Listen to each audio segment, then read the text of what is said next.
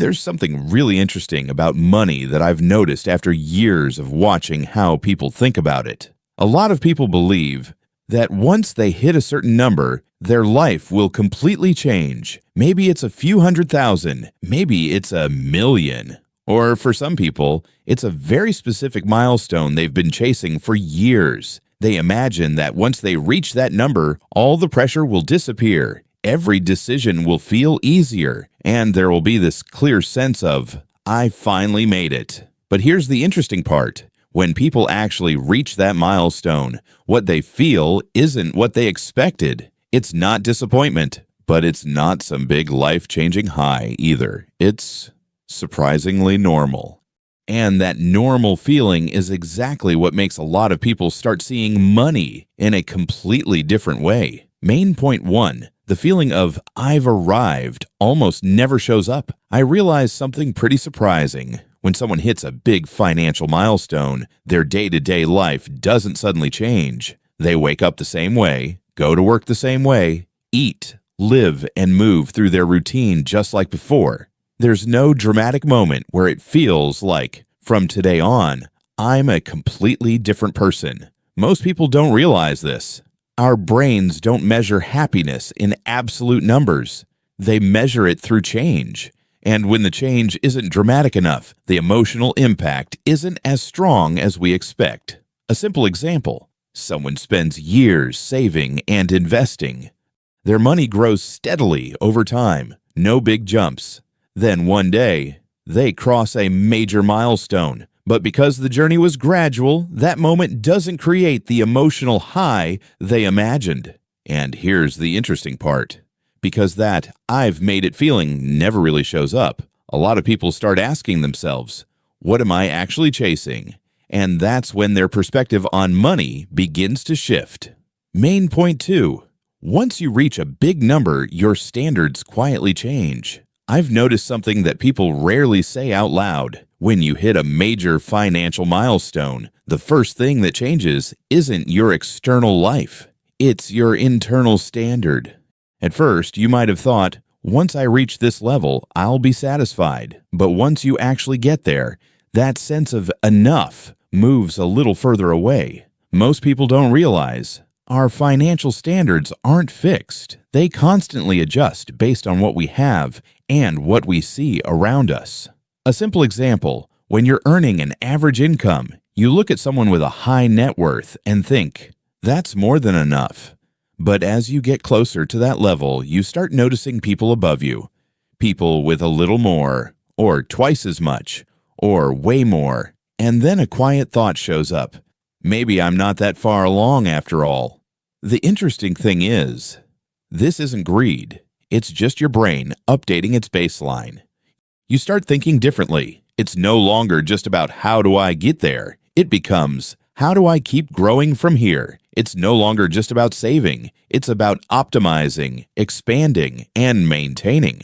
And at that point, your goal is no longer a specific number. It becomes a process, a system, a way of operating with money. Main point 3. As your money grows, you start to feel the weight of risk. I noticed a shift that's very real, but happens quietly. When your money is small, market ups and downs just feel like numbers on a screen. Up a little, down a little. You don't think too much about it. But as your portfolio gets bigger, your perception of risk completely changes.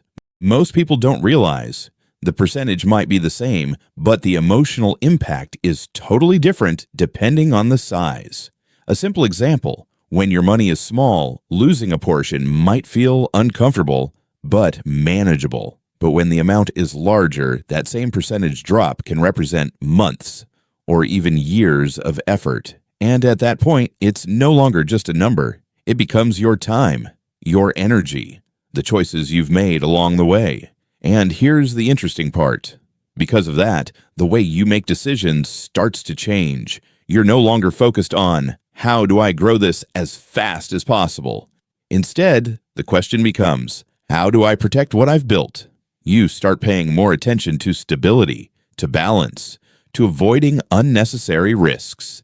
And sometimes You're okay taking a slightly slower path in exchange for more certainty. This is a very important shift from a mindset of growth at all costs to protect and sustain. Main point 4. Financial freedom doesn't come from spending more. It comes from having choices. I realized something that a lot of people misunderstand. When people think about having more money, they imagine spending more, living more comfortably, not worrying about money when they buy things. But after observing people who are truly financially stable, the biggest change isn't how they spend money. It's how they make decisions. Most people don't realize this. The real value of money isn't what it allows you to buy. It's what it allows you to walk away from. A simple example, someone with very little financial cushion often has to accept jobs they don't like, work environments they're not comfortable in, just because they don't have another option. But when you have a solid financial foundation, everything starts to shift. You can say no to a high-pressure job. You can slow things down or choose a different path, even if it pays a bit less. And here's the interesting part. A lot of people, when they reach this level, don't make dramatic changes to their life. They don't quit their job overnight. They don't suddenly start spending like crazy. They don't completely reinvent themselves. But internally, they're different. They're less rushed, less pressured to make the perfect decision every time. And they start choosing based on what they actually want. That feeling of knowing I could change things if I needed to often brings far more relief than actually changing everything.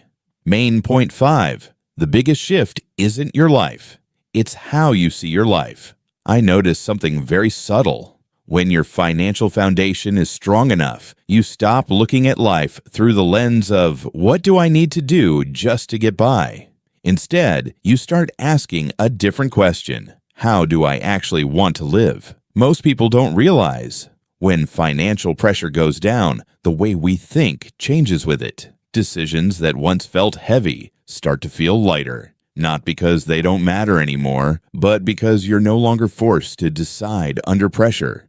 A simple example, in the past, when choosing a job, you might have thought, which one is more stable? Which one pays more? But when your foundation is stronger, the questions start to change. Which one fits me better?